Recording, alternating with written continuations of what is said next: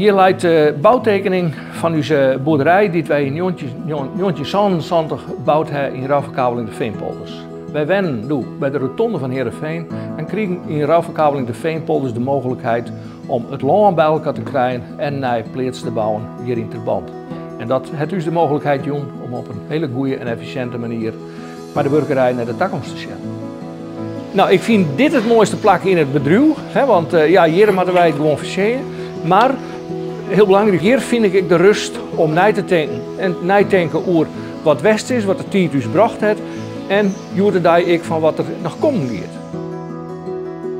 Deze boerderij jou denk ik een mooi beeld van de tijd waarin die gebouwd is, in de beginstandige jaren, in de ruilverkaveling. En we zorgen dus dat daar maar de taalvergrutting, dat boeren mogelijkheden krijgen hebben.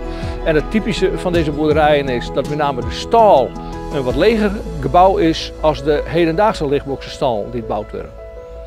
Dit is mijn verhaal en ik ben nieuwsgierig naar jouw verhaal.